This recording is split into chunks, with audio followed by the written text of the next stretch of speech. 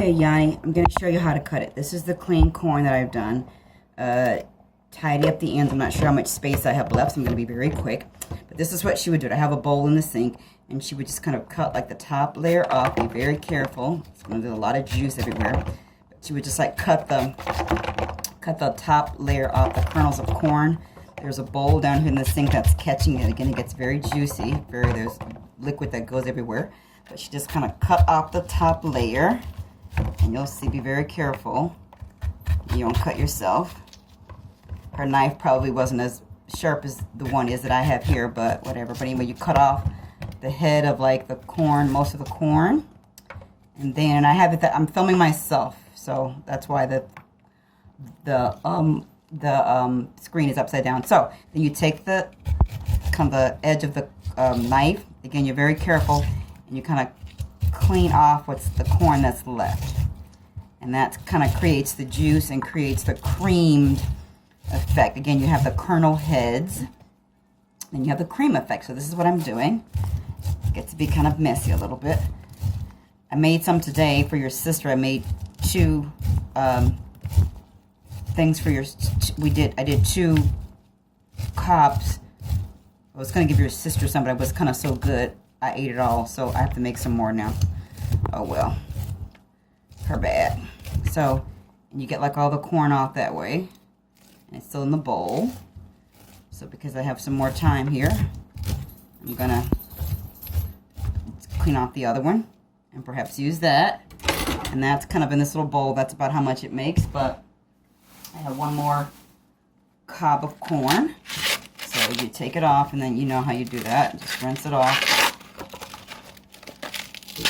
I just cut the butt off, as I call it, and cut the husks off and stuff. So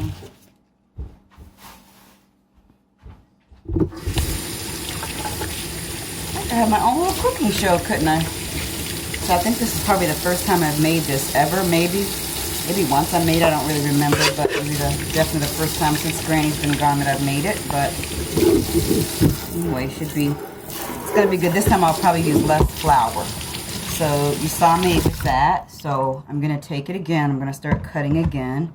Just like cut the top layer off. You see what I'm doing there, right? So be very careful with the knife.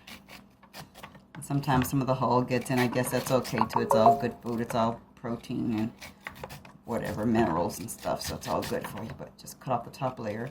Yeah, the bigger your cutting spaces, like if I had a bigger bowl, I'd probably lose less kernels of corn, but whatever. I just kind of remember her like one year when I was a little girl, there must have been a lot of corn produced at home because my dad came home with a lot of it, so we had a lot of fried corn for a while. So I've taken that off, and I'm just going to take off what's left. I don't know if that was intentional that something is left, or if that's just the way the knives work. Who knows? But again, just be very careful with the knives so you don't cut yourself. And I'm using like using the knife. I'm kind of holding it like that, using it rather bluntly. So that's how you cut it. Alrighty. Maybe I'll upload this to my YouTube channel. Right? Can you imagine me giving anybody cooking advice? That's interesting. But anyway, that's how you shuck or do whatever to the cob of corn. Corn cob, and then I just flip it upside down to get the rest of the stuff out. And again, you are going to get like sprinkled with some of the corn juice, but I guess that's okay. So 4 minutes. I did two things in 4 minutes. That's how much I have left. A lot of juice and stuff in there, but that's kind of okay because that adds to the soft mixture, adds to the sweet mixture. No need to add sugar. I'm going to add a sprinkle of salt, a sprinkle of pepper to like give it color. I don't know, whatever. And there we go. So I'll talk to you in a bit. Adios, madame.